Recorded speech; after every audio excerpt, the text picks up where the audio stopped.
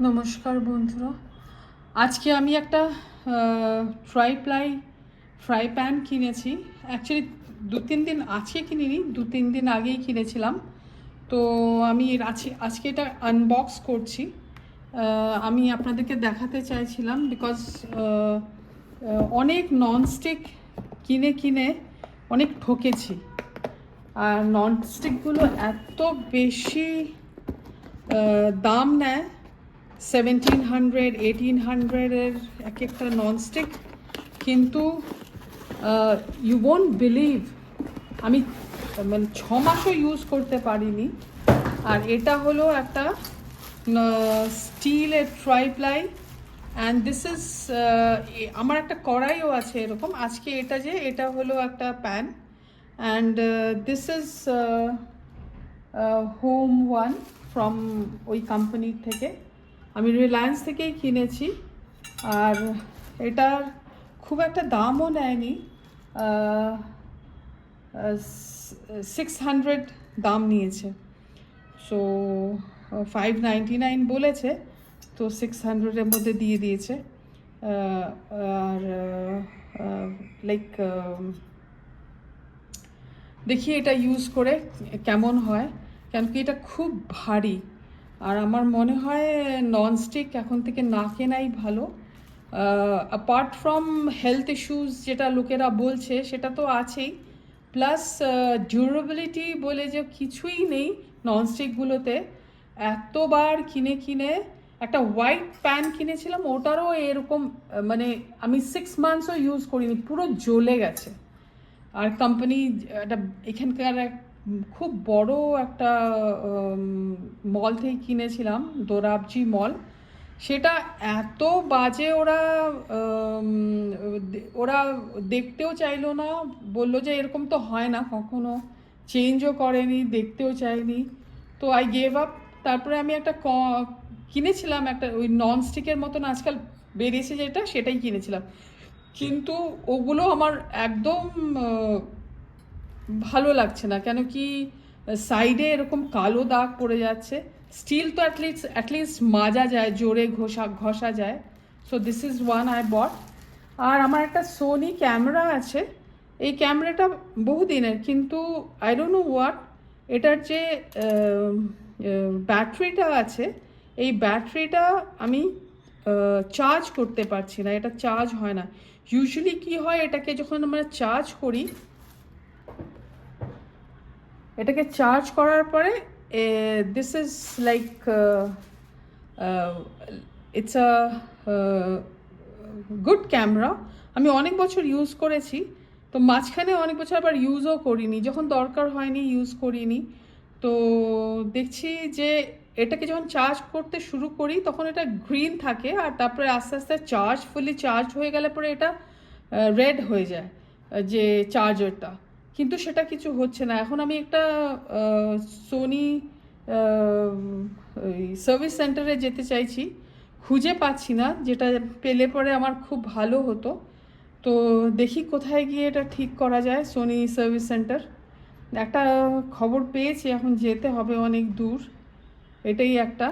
তো ক্যামেরাটা খুব ভালো ক্যামেরা, কিন্তু I don't know whether I will be able two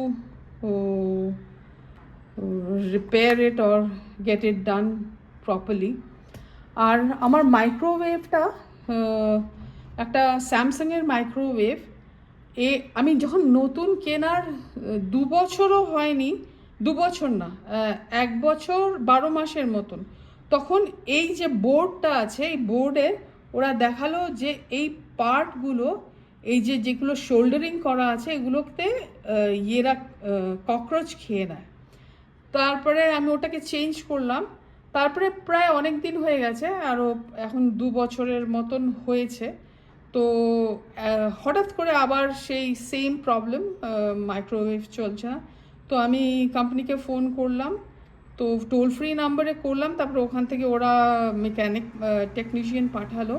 তো সে আবার দেখালো, বলে যে দেখুন এই যে শোল্ডারিংগুলো আছে এগুলো ককরোচ খেয়ে নেয়। এখন ককরোচ যে খেয়ে নিচ্ছে এগুলোকে, ককরোচ এটাকে কেন খাচ্ছে সেটা তো আমি বুঝতে পারি না, এটার মধ্যে কী লেগে আছে যে খেতে পারে। Are the the worst part is প্রত্যেকবার যখন ওরা আসে টেকনিশিয়ান 2,000 টাকা তো মিনিমাম চলে যায়। দেখুন এখানেও এরকম এই এই জায়গাগুলোকে পুরো খেয়ে নিয়েছে, এটা পুরো খেয়ে নিয়েছে, শোল্ডারিং জায়গাটাকেও পুরো খেয়ে নিয়েছে, যার জন্য কানেক্টিভিটি আসছে না। এই জন্য এটাকে এখন আমি আবার চেঞ্জ করলাম, একটা নতুন দিয়েছে, নতুন লাগিয়েছে, ওটারও 2,183 টাকা নিয়েছে, নিয়ে এটা চেঞ্জ করেছে, বলছে এখন এটা দিয়ে চালান আর ককরোচ সরান। আমি ন্যাপথলিন সাইজে রেখেছি, ককরোচের যে ওই স্টিক্সগুলো আছে ওটা দিয়েছি, এখন বলছে মানে ককরোচের স্প্রেও আমি করি সাইডে সাইডে। কোনো কিছু তো ভেতরের দিকে করা যাবে না, actually that will be very dangerous. আর cockroach any spray is very highly inflammable, naphthalene is also highly inflammable. তো বাইরেই রাখতে হবে, বাইরের থেকেই স্প্রে করতে হবে না। কী যে করা যাবে জানি না, ককরোচকে যে কি ছোট্ট ছোট্ট ককরোচ ঢুকে এগুলোকে নষ্ট করে দিচ্ছে। সো এটাই যে খুব কেয়ারফুলি আমাদেরকে রাখতে হবে, যাতে এরকম দামি জিনিস। আর ওটা আমি যখন কিনেছিলাম আজ থেকে 4 বছর আগের মতন, তখন তখন ওটার দাম নিয়েছিল 22,000 টাকা। আর এখন দাম ন্যাচুরালি বেড়েছেই, ইলেকট্রনিক গুডসের দাম তো আর কমবে না। আর এগুলো এখন এই অবস্থা, তো দেখি কি করা যায়। আর ওরা সেরকমভাবে কোনো প্রিকশন বলে না, এই করোনা কভার করবে না। আর ভেতরেও এত গ্রিজ হয়ে যায়, আমি কভার করেই হিট করি তবু গ্রিজি হয়ে যায়। তো একটা জিনিস আমি দেখলাম যে খাবারটা যখন আমরা মাইক্রোওয়েভে দিই, তারপরে ওটা অফ করার পরে উইদিন 1 or 2 সেকেন্ডস গরম থাকে ভেতরটা, একটু কাপড় দিয়ে মুছলে আমার মনে হয় গ্রিসটা চলে যাবে। কিন্তু টেকনিশিয়ান যে ভদ্রলোক এসেছিল, যে উনি বলছে যে কিছু করার দরকার নেই, with the vapour it will go out. তো এটা কি জানি না আমি সত্যি কি মিথ্যা, কিন্তু এরকম তো বারবার হচ্ছে। তো আজকের জন্য এটাই, এখন রাখছি, আপনাদেরকেও দেখালাম। এখন সবারই একটু সতর্ক থাকা উচিত, সব জিনিস ইলেকট্রনিক গুডস ছাড়া তো আমাদের জীবন চলে না আজকাল। চলো আজকের জন্য বাই।